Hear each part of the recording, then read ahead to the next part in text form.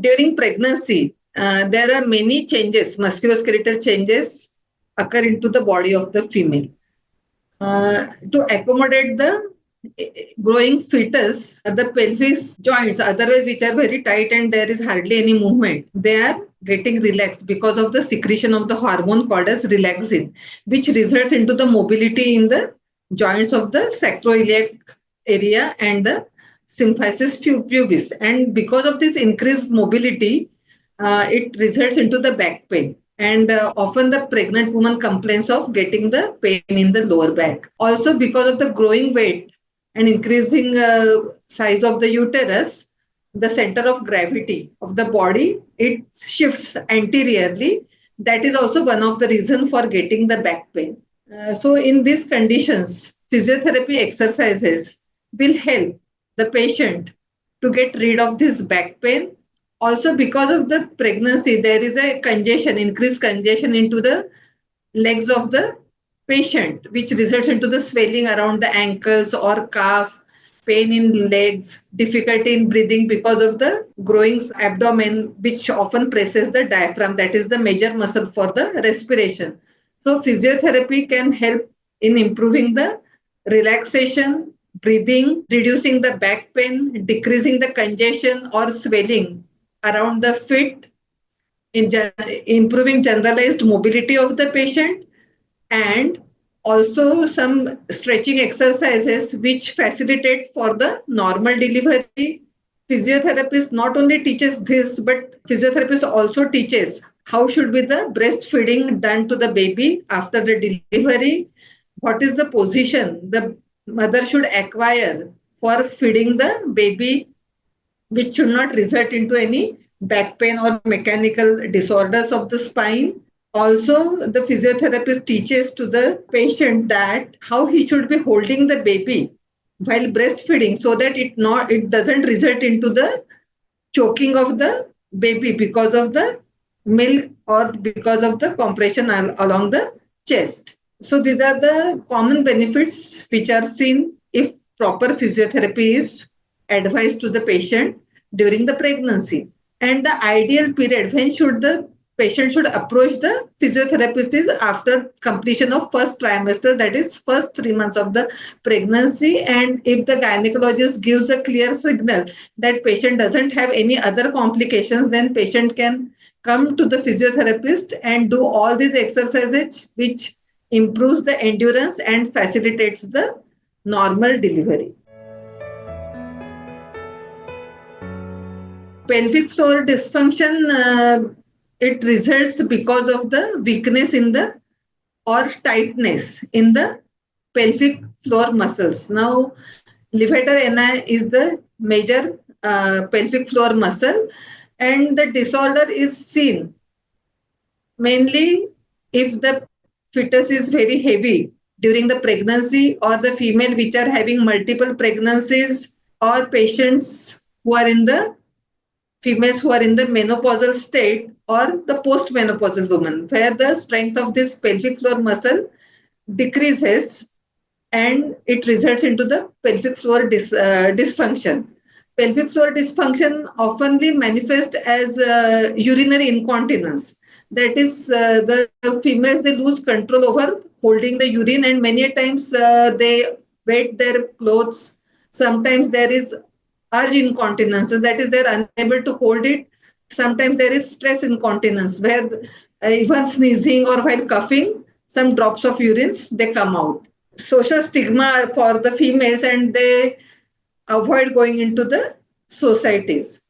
So in such disorders, giving the pelvic floor strengthening exercises will help to control this problem, and it is often considered as a first line of treatment before going for any operative or invasive process.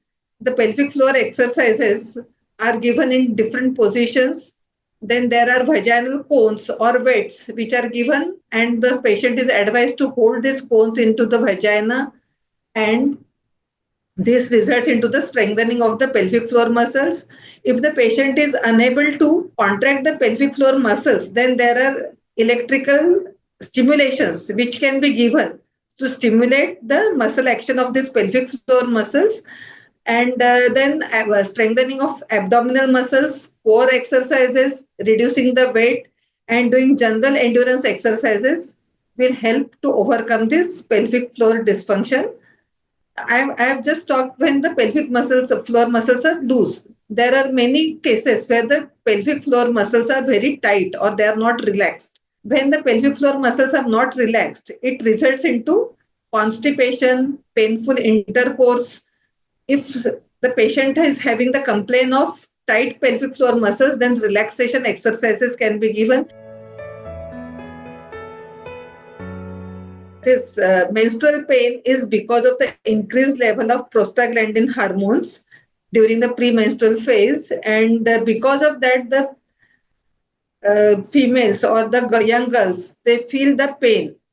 Now, how physiotherapy will help this? There is class 2 evidence for this, but how this exercises help is generally because when you are doing any kind of aerobic activity, the blood flow of the body and to the muscles increases, and endorphins, which are naturally secreted inside the body, they are stimulated. And because of this secretion of endorphins, there is decrease in the pain, and physiotherapy exercises which targets for relaxation of the muscles and stretching the muscles also helps in decreasing the pain during the menstruation or endometriosis.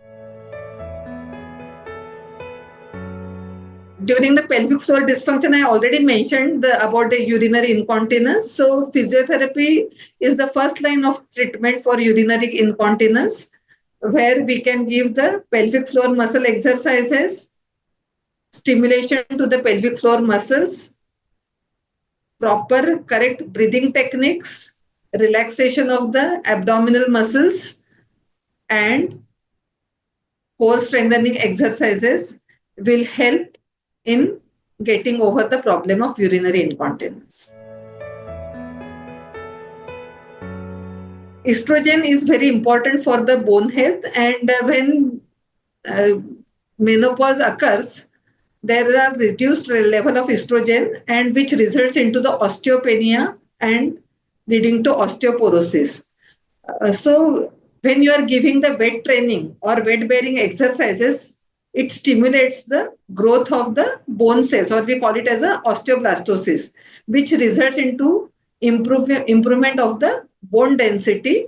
Also, when you are doing these exercises, your balance is increasing, and which results into prevention of the falls, because osteoporosis will result into the fractures, and when the patient gets the fall, they get fractures. So physiotherapy helps the patient in two ways: by improving the bone mineral density, at the same time improving the balance and posture, and by increased flexibility and improved balance, the falls are avoided, and the secondary fractures, which is often a complication of osteoporosis because of the menopause, can be avoided. For improving the core muscle strength, there are static back contractions, static abdominal contractions, then giving exercises to the transverse abdominis and rectus abdominis muscle, back extension exercises, strengthening exercises for the hip muscles, hamstring muscles, and improving the breathing pattern or incorporating correct breathing patterns will help to improve the core strength.